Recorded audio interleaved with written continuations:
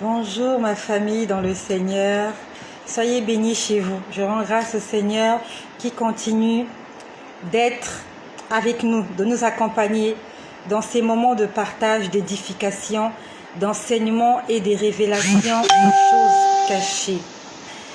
Par la grâce du Seigneur et avec sa permission, j'aimerais répondre à une bien-aimée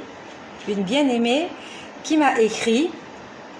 Et elle m'a présenté un sujet de prière. Et je rends grâce au Seigneur pour toutes ces personnes-là qui demandent les directives du Seigneur avant de s'engager dans certaines entreprises. À toutes ces personnes qui me contactent afin que le Seigneur nous éclaire sur les choix que nous avons à faire, sur nos préférences, sur nos choix, sur notre destinée. Car la Bible nous dit, nos voix ne sont pas ses voix. Ses voix ne sont pas nos voix. Et il y a beaucoup de personnes qui sont allées à l'encontre des voies que le Seigneur avait tracées pour eux. Il y a des personnes aujourd'hui qui se retrouvent dans une destinée que le Seigneur ne leur avait pas destinée. Excusez ma répétition. Il y a des femmes aujourd'hui, il y a des hommes aujourd'hui qui se retrouvent en couple avec des gens qu'il ne fallait pas rencontrer. Mais comme ils n'avaient pas demandé la directive du Seigneur, voilà comment ils sont obligés aujourd'hui de prier, d'intercéder pour que les choses puissent marcher. Je rends grâce au Seigneur pour toutes ces personnes-là qui demandent la direction du Seigneur avant de faire un commerce, avant de te marier, avant d'exercer une activité, avant de faire quoi que ce soit. Et j'aimerais répondre à une sœur, à une bien-aimée. On va lui donner un nom pour qu'elle se retrouve. On va l'appeler la sœur Ja. On va trouver un prénom pour elle. Je l'avais appelée la sœur Jasmine. Voilà, on va l'appeler la sœur Jasmine. Et le Seigneur aimerait parler à la sœur Jasmine. Non seulement à la sœur Jasmine, mais aussi à beaucoup d'enfants de Dieu qui ont les mêmes soucis que la sœur Jasmine. Alors, la sœur Jasmine, je vais te donner quelques indices pour que tu te retrouves.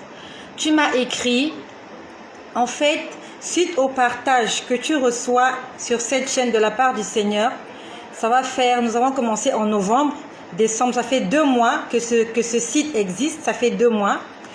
Et suite aux conseils et aux exhortations que tu as reçues sur ce site, tu as pris la décision de suivre le Seigneur. Tu as arrêté avec l'impudicité. Tu as arrêté avec la fornication. Tu t'es séparé de cette personne avec qui tu entretenais une relation extra-conjugale. Et tu t'es décidé maintenant à marcher dans les voies du Seigneur. Et tu m'as écrit parce que tu aimerais faire un apprentissage. Tu voulais te mettre dans l'hôtellerie. Lorsque tu m'as écrit, tu m'as dit que tu voulais faire une formation dans l'hôtellerie. Dans l'hôtellerie, hôtesse. C'est de toi qu'il s'agit. Le Seigneur m'a répondu tout à l'heure cet après-midi. Au départ, je priais pour toi hier, mais hier, le Seigneur ne m'a pas répondu. Lorsque je priais pour toi hier, le Seigneur m'a montré autre chose. Et cet après-midi, je me suis concentrée sur toi. J'ai dit, Seigneur, cette sœur-là, elle est en train de faire ta volonté. Et elle veut marcher dans tes directives. J'ai dit, Seigneur, je t'en supplie, réponds à ta servante. Réponds-lui, je t'en supplie. Lorsque j'étais en train de prier pour toi, de savoir si le Seigneur voulait que tu puisses suivre cette formation dans l'hôtellerie. Au départ, j'ai vu des choses que je ne comprenais pas. J'ai vu comme des papiers, il y avait comme des papiers journaux.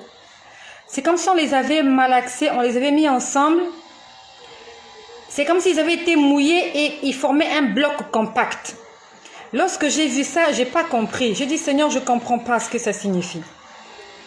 Puis après, je vois un homme. Je vois un homme dans la rue. Et cet homme était dans la rue et on me disait que cet homme est orgueilleux. Je ne sais pas de quel homme il s'agit. Mais c'était en rapport avec toi, ma sœur Jasmine. Ma sœur Jasmine. On va t'appeler Jasmine. Donc j'ai vu un homme dans la rue habillé en costume. Et quand je voyais cet homme, on me disait, il est plein d'orgueil. J'ai dit, Seigneur, je ne comprends pas. J'ai dit, Seigneur, ta servante veut avoir la directive de savoir si elle peut exercer cette activité, si elle peut suivre cette formation ou pas, conformément à la destinée que tu lui as établie. Puis après, je vois un verre à jeter. Je remercie le Seigneur parce qu'avant j'écrivais et maintenant le Seigneur, oh, je rends grâce au Seigneur. J'aimerais que toi qui m'écoutes, toi qui es connecté, j'aimerais que tu puisses dire gloire au Saint-Esprit. Vraiment.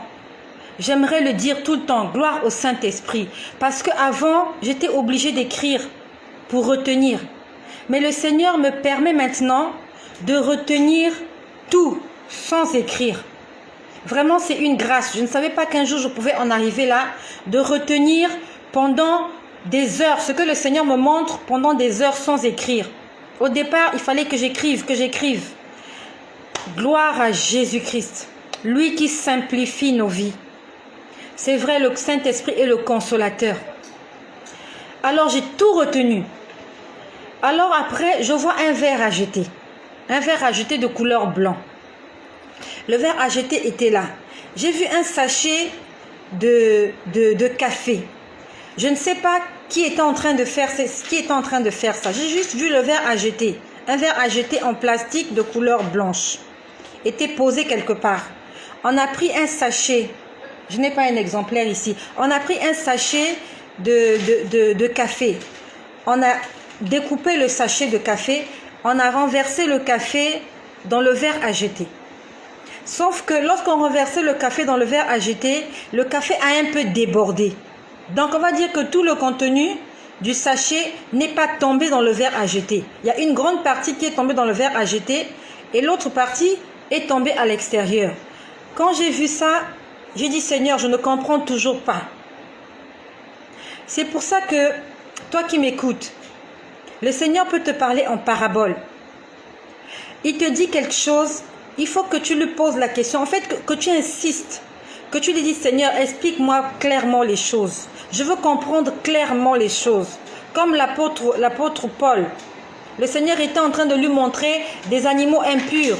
Lui, il a vu les animaux impurs. Le Seigneur lui disait de manger. Il disait, je ne peux pas manger ce qui est impur. En fait, Dieu voulait lui dire autre chose. Dieu voulait lui dire que ce que moi je dis que c'est pas impur, ne l'appelle pas.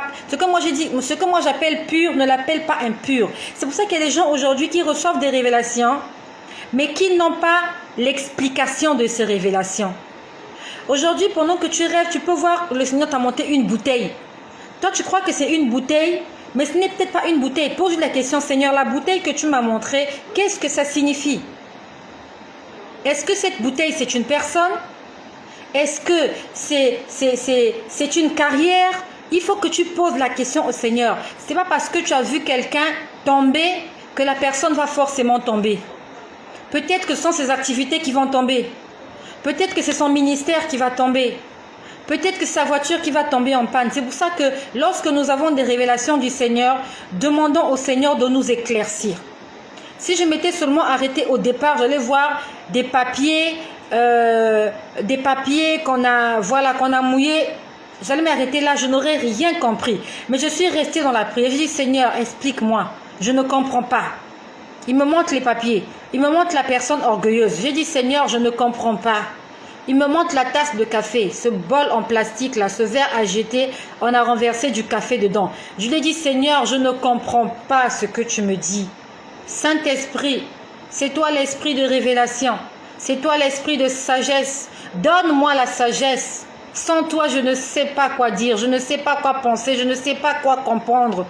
Nous avons besoin du Saint-Esprit. Sans le Saint-Esprit, on ne peut rien faire. Même si Dieu t'a donné le don de prophétie. Tu vas voir des choses, il faut que tu demandes au Seigneur de te les expliquer, de te les éclairer. Ce n'est pas parce que tu as vu une chose que tu vas dans la rue, tu te mets à crier. Peut-être que cette chose ne correspond pas à ce à quoi tu penses. Demande au Saint-Esprit de t'expliquer cela par rapport à lui. Qu'est-ce que lui, il veut te dire par rapport à cela? Il faut que tu insistes. Dieu peut te montrer que tu es enceinte. Peut-être que, en fait, Dieu peut te montrer que tu es enceinte. Tu vas te dire que je vais avoir un bébé. Non. Peut-être que la grossesse que Dieu te montre, c'est une bénédiction qui arrive parce que avoir un enfant dans la vie, ça apporte la joie dans une famille. C'est peut-être la bénédiction. C'est peut-être la prière que tu demandes. Peut-être la promotion. Peut-être le travail que tu demandes. Peut-être le voyage. Mais toi, quand tu vas voir dans le rêve ou en vision que tu es enceinte, tu vas t'imaginer qu'il faut que tu ailles te mettre avec un homme pour que tu tombes enceinte. Alors que Dieu voulait te dire, je vais te rendre heureuse, je vais te donner quelque chose qui va te faire du bien. Et ça m'arrive souvent. Je rêve que j'ai un bébé, mais ce n'est pas un bébé. En fait, le Seigneur dit, je vais te donner la joie de recevoir quelque chose. C'est pour ça que demandons au Saint-Esprit de nous guider. De nous guider, même toi qui m'écoutes. Peut-être que tu es à la recherche du mariage. Tu vas prier le Seigneur, peut-être que tu vas prier le Seignor va te montrer peut-être quelqu'un que tu connais, mais peut-être que ce n'est pas lui. Peut-être que c'est juste quelqu'un qui peut-être a la même fonction que lui, ou bien peut-être quelqu'un qui a la même physionomie. C'est pas parce que tu as rêvé Jacques que c'est vraiment Jacques ton mari. C'est pas parce que tu as rêvé Paul que c'est vraiment Paul ton mari. Peut-être que Dieu veut te dire que tu as vu comment Paul est là, ton mari sera comme ça. Tu as vu ce que Paul a. Paul a une maison, Paul a une voiture, Paul travaille. L'homme que je te donnerai, il a les mêmes potentialités que Paul. Mais toi, comme tu n'as pas compris, tu te jettes dans les bras de Paul. Et comme Paul aussi n'a pas eu la révélation, et qui se dit, tant mieux, tu es venu te jeter dans ses bras, voilà comment vous tombez dans le péché. Voilà comment vous vous mariez, alors que vous n'avez pas eu le discernement. Dieu voulait te dire que je te donnerais quelqu'un comme Paul. Toi, tu as cru que c'était Paul qu'on te donnait, alors que c'était Jacques. Ce Jacques-là, que tu ne rencontreras peut-être pas parce que tu t'es mis avec Paul. Ou alors tu le rencontreras, mais tu t'es déjà engagé avec Paul et tu vas aller à l'encontre de la volonté que Dieu t'a fixée parce qu'il t'a manqué le discernement. Demandons au Seigneur le discernement. Tu as rêvé la nuit que ton père est venu chez toi te visiter. Dis Seigneur, explique-moi encore bien ça. Ça signifie quoi que mon père vienne chez moi la nuit? Qu'est-ce que ça signifie mon père? Est-ce que c'est vraiment mon père charnel? Est-ce que c'est mon père spirituel? Dieu parle tantôt d'une manière, tantôt d'une autre. Et souvent il parle en parabole. Sauf que nous, on ne prend pas le temps d'interroger le Seigneur parce qu'on est pressé. Il faut que tu il faut que tu demandes au Seigneur. Qu'est-ce que tu veux me dire? Seigneur, je veux comprendre. Mon père est venu. Ok, tu m'as montré mon père qui veut ceci. Seigneur, est-ce que c'est vraiment mon père? Et ok, Seigneur, explique-moi. Il va te l'expliquer. Donc, après, j'ai vu la tasse. J'ai dit, Seigneur, je ne comprends pas. Tu me montres la tasse, verre à jeter, avec le café dedans. J'ai dit, Seigneur, je ne comprends pas. Réponds à ta fille. Elle veut avoir la directive parce qu'elle veut se mettre dans une carrière dans l'hôtellerie. Après, j'ai entendu docteur. Je suis en train de parler à ma sœur Jasmine. À ma sœur Jasmine qui m'a écrit. Ma sœur Jasmine, ton prénom commence par J-A. Jasmine, je t'ai donné un nom, je t'appelle Jasmine. Le Seigneur ne parle pas seulement à Jasmine, mais il parle aussi à beaucoup de ses enfants ce soir. J'ai entendu docteur. J'ai dit, Seigneur, tu veux qu'elle soit docteur? Elle sera docteur. J'ai dit, mais Seigneur, vu son âge, je ne sais pas si elle va s'engager dans une carrière de médecine. Parce qu'il faut du temps, il faut, je crois, 9 ans d'études. Après, j'ai dit au Seigneur, il faut beaucoup de moyens. Parce qu'il faut qu'elle reparte à l'école. J'ai dit, Seigneur, explique-moi bien. Je pouvais m'arrêter là, à docteur, et dire à cette sœur, le Seigneur veut que tu sois docteur. Ce n'est pas ça. Le Seigneur parle par des signes. Et il faut que tu lui demandes le discernement. Seigneur, tu as dit docteur. Qu'est-ce que signifie docteur? J'ai insisté. Je suis restée là pendant longtemps. Je me suis concentrée sur la personne. Même quand le Seigneur a voulu me montrer autre chose, j'ai dit, Seigneur, je t'en prie. Je veux rester concentrée sur le problème de ma sœur là. Je t'en supplie, Seigneur. Je sais que tu as beaucoup de choses à me révéler. Tu as beaucoup de choses à me dire, mais je t'en supplie. Réponds-moi d'abord pour cette sœur-là. Parce qu'il faut que je lui donne une réponse. Parce que si elle m'a écrit, c'est parce qu'elle te fait confiance. Elle sait que tu peux me répondre. Tu peux répondre à ses doléances. Après que j'ai entendu docteur, j'ai entendu Jésus. Ah. Docteur, Jésus. J'ai dit, Seigneur, je ne comprends pas. Continue à m'expliquer. Je ne comprends pas.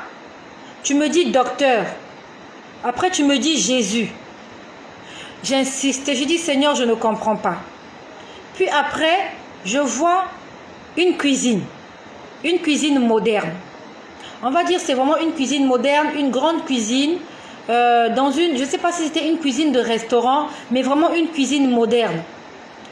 Dans la cuisine, tout était rangé. Tout était rangé. Et cette cuisine était du genre cuisine américaine. Tout était rangé, mais c'était une belle cuisine, cuisine de valeur, dans une belle maison. J'ai vu la cuisine. Et le Seigneur, en fait, il a attiré mon attention sur... Il y avait des armoires. Armoire ou tiroir? Non, des armoires. Parce que tiroir, c'est tiroir. Armoire, c'est ce qu'on ouvre. Il y avait des armoires. En tout cas, cette cuisine avait des armoires partout. Tout était bien rangé. Le Seigneur a attiré mon attention sur une armoire qui était fixée en bas. On a ouvert l'armoire. Je ne sais pas qui a ouvert l'armoire. Moi, j'étais juste en train de voir. C'était en vision. On a ouvert l'armoire. Cette cuisine était belle, très éclairée, très belle. On a ouvert l'armoire et on a sorti une bouteille thermos de couleur rouge avec des fleurs dessus. On a ouvert le bouchon de la bouteille thermos. J'ai dit, Seigneur, je ne comprends pas. En fait, pendant que je posais les questions au Seigneur, j'essayais aussi de raisonner. J'ai dit, la bouteille thermos, c'est pour conserver de l'eau chaude. Vous avez fait bouillir de l'eau chaude et vous la conservez chaude dans une bouteille thermos.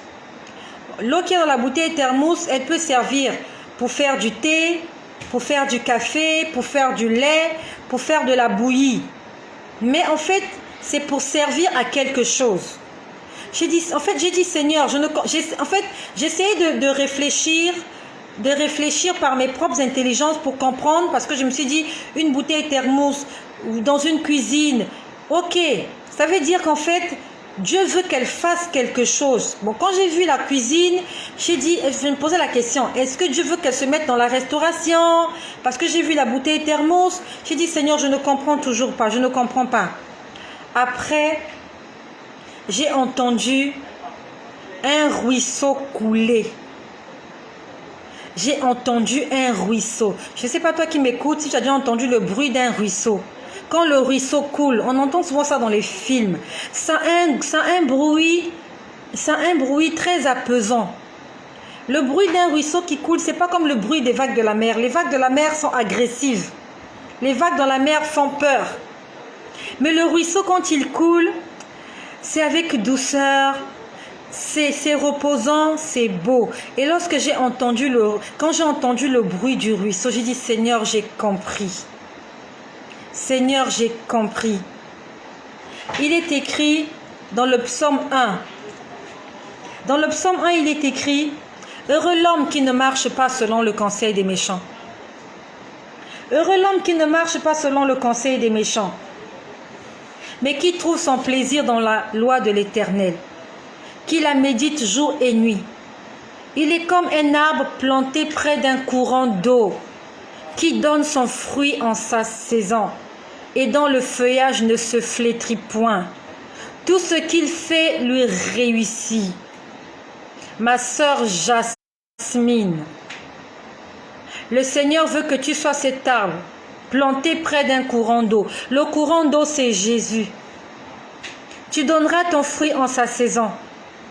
Ton feuillage ne se flétrira jamais. Et tout ce que tu fais te réussira. Le Seigneur te demande d'être un docteur de Jésus. C'est ce que le Seigneur te demande. De ne pas te lancer dans cette formation que tu as envie d'entreprendre. mais que tu te lances dans le service du Seigneur.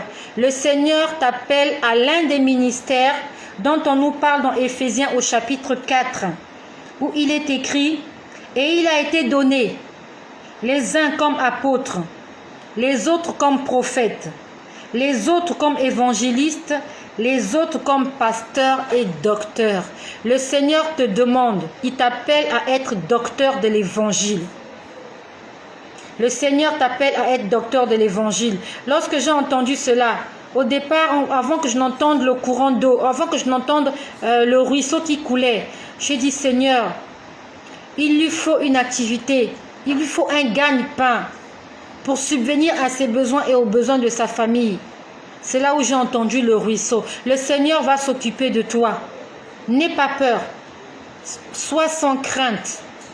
Si tu es un arbre planté près d'un courant d'eau, tu donneras ton fruit en ta saison. Le Seigneur va s'occuper de toi. Tu n'es pas appelé à aller travailler avec des hommes. Oui, le psaume 1, voilà. Ok, mais qui trouve son plaisir, voilà. Mais qui trouve son plaisir dans la loi de l'Éternel. C'est à ça. C'est à ce ministère-là que le Seigneur t'a appelé, ma sœur Jasmine. Tu n'es pas appelée à être une hôtesse quelque part. Tu n'es pas appelée à travailler chez quelqu'un. Tu n'es pas appelée à travailler dans une société. Le Seigneur t'attend dans sa maison. Et quand j'ai entendu ça, le Seigneur m'a dit, je lui avais déjà dit qu'elle était appelée à mon ministère. Tu es docteur de l'évangile. Tu es appelé à être docteur de l'évangile, à lire la parole de Dieu, à la méditer, à la comprendre et à la transmettre aux autres. C'est la mission que Dieu t'a donnée. N'aie pas peur. Il y a beaucoup de gens qui ont peur de l'apostolat. Il y a beaucoup de gens qui ont peur de se mettre au service du Seigneur parce qu'ils se disent qu'ils vont mourir de faim. La Bible nous dit que l'ouvrier mérite son salaire. L'ouvrier mérite son salaire. La Bible nous dit qu'il n'y ait personne qui est abandonné pour le Christ, son père, sa mère, ses frères et sœurs, qui ne reçoivent pas au centuple, non seulement dans le siècle présent, mais aussi dans les siècles à venir. Si tu abandonnes les choses de ce monde pour servir le Seigneur, Dieu te récompensera, non seulement ici sur terre, et il te récompensera au centuple. Non seulement ici sur la terre, mais aussi dans les siècles à venir. Ça veut dire dans l'au-delà. Dans l'éternité, Dieu te récompensera. N'aie pas peur de ce que tu mangeras, de ce que tu boiras, de ce que tu seras, de quoi tu seras vêtu. Car Matthieu chapitre 6 verset 33 dit, ce sont les païens qui cherchent ces choses. Ce sont les païens qui s'inquiètent de ces choses. Mais celui qui cherche premièrement le royaume des cieux et la justice de Dieu, Dieu lui donnera tout ce dont il a besoin. Le Seigneur va s'occuper de toi. Il va te donner à manger, il va te donner à boire, il va te donner des vêtements pour te nourrir, des vêtements pour t'habiller, pardon. Il va s'occuper de toi, de ta famille. Il va te donner un mari qui va t'épouser, il va te donner des enfants, il va te donner un ministère et il va t'accompagner si tu restes planté à côté de lui. Ma sœur Jasmine, le Seigneur t'appelle au ministère. Je suis désolée, il y a beaucoup de gens qui seront déçus de ce message. Mais je ne fais que vous répéter ce que le Seigneur me dit. Tout le monde n'est pas appelé à être chef d'entreprise. Tout le monde n'est pas appelé à être médecin. Tout le monde n'est pas appelé à être avocat. Tout le monde n'est pas appelé à être journaliste, à être architecte. Cette sœur est appelée au ministère. Quand Dieu t'appelle au ministère, il faut que tu répondes présente. Jésus ne travaillait pas. Les apôtres ne travaillaient pas, mais ils ont multiplié le pain. Ils ont nourri des foules. Ils ont fait des miracles. Ils sont allés partout dans le monde apporter la bonne nouvelle. Ils étaient assistés par le Saint-Esprit. Et comme il était dit, il est toujours dit dans le psaume 1, « Heureux l'homme qui ne marche pas selon le conseil des méchants. » Toi qui m'écoutes, tu marches sous les conseils de qui? Quels sont les conseils que tu reçois? Est-ce que ces conseils sont pour la gloire de Dieu ou pour la gloire de l'ennemi? Cette sœur, elle a cherché la volonté du Seigneur. Dieu lui a montré le chemin à suivre. À elle de voir. C'est son choix qu'elle doit faire. Dieu lui a montré là où elle va exceller. là où elle va réussir. C'est à elle de voir, c'est à elle de faire les choix. Est-ce qu'elle va se mettre dans la couture? Est-ce qu'elle va se mettre dans les vêtements? Est-ce qu'elle va aller chercher un emploi quelque part chez quelqu'un? C'est elle qui va décider. Et si ça ne marche pas, là où elle va partir, ça ne sera pas la faute du Seigneur. Il faudrait qu'elle puisse fournir beaucoup d'efforts afin que le Seigneur tourne les regards vers sa nouvelle activité. Mais Dieu ne l'attend pas là-bas. Dieu l'attend dans le ministère, dans l'apostolat. Le Seigneur a fait d'elle un docteur de la loi. C'est comme moi. Je n'avais aucune idée de ce que le Seigneur ferait de moi aujourd'hui. Aujourd'hui, je prophétise au nom du Seigneur. C'est un don qu'il m'a donné gratuitement. Et il m'a révélé qu'il y avait quelqu'un qui priait pour moi depuis mon jeune âge, afin que Dieu me donne ce dont je ne savais pas. Et un jour, un dimanche, il m'a vu à l'église, il m'a levé, il m'a dit « Tu es évangéliste ». Ce n'est pas un homme qui me l'a dit, c'est le Seigneur qui m'a dit « Tu es évangéliste ». Moi, je ne suis pas pasteur. Je ne suis pas diacre, je ne suis pas diaconesse dans une église. Mais le Seigneur lui-même, il m'a dit « Tu es évangéliste ». Et c'est ce que je fais tous les jours sur les réseaux sociaux. Je prêche l'évangile. Dans la rue, lorsque je rencontre des gens, je leur parle de Jésus. C'est ça ma vie. C'est ça l'appel, mon appel sur cette terre. Et toi qui m'écoutes, j'aimerais que tu demandes au Seigneur quel est ton appel. Parce que chacun de nous a un rôle à jouer dans la maison de Dieu. Quel est ton rôle dans la maison du Seigneur? Tu ne vas pas rester là assise en train de chauffer les bancs. Il faut que tu demandes au Seigneur en quoi tu peux être utile dans sa maison. La Bible nous demande d'être des vases d'honneur et non des vases d'un usage vil. Soyons des vases d'honneur. Un vase d'honneur, c'est un vase qu'on utilise. Le Seigneur t'utilise. Laisse-toi utiliser par le Seigneur.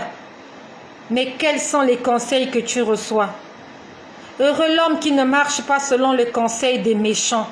Est-ce que ce sont les méchants qui te conseillent ou c'est le Saint-Esprit qui te conseille? Tout à l'heure, j'ai parlé avec une sœur qui est aussi abonnée à cette chaîne. Elle m'a écrit et je l'ai appelée.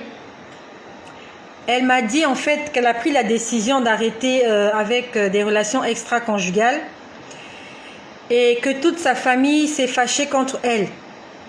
Parce que la personne avec qui elle vivait, qui n'est pas son mari, c'est cette personne-là qui s'occupe d'elle. Cette personne-là supporte ses études. Cette personne-là fait tout pour elle. Et le Seigneur a touché son cœur. Et elle a arrêté avec cette relation-là. Elle dit que sa mère, que ses sœurs l'ont insultée pour lui dire pourquoi est-ce que tu as pris la décision de ne plus donner ton corps à ce monsieur. C'est le conseil des méchants. Et toi, ma soeur qui va m'écouter, toi qui as fait ce choix-là, de marcher selon les ordonnances du Seigneur, tu as fait le bon choix. Même s'il ne s'occupe pas de toi, Dieu s'occupera de toi. Il a dit, il n'y a personne qui est abandonné. Pour moi, son père et sa mère, qui ne reçoivent au centuple. Tu as abandonné ce monsieur. Tu as mis une relation entre parenthèses. Tu lui as dit, il faut qu'il vienne t'épouser.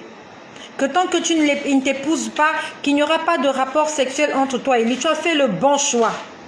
Et Dieu te le rendra au centuple. N'aie pas peur. Tu ne mourras pas de faim. Le Seigneur va s'occuper de toi. Et toi qui m'écoutes, est-ce que tu marches selon le conseil des méchants? Quel est le conseil que te donnent tes parents? Est-ce que ta mère te force à aller vivre avec ce monsieur parce qu'il t'a enceinté? Est-ce que tes parents te forcent à aller vivre avec ce monsieur parce que vous avez eu des enfants, vivre avec lui sans mariage? Est-ce que tes parents te forcent de prendre cette fille en mariage, en fait, de prendre cette fille chez toi parce que tu l'as enceintée?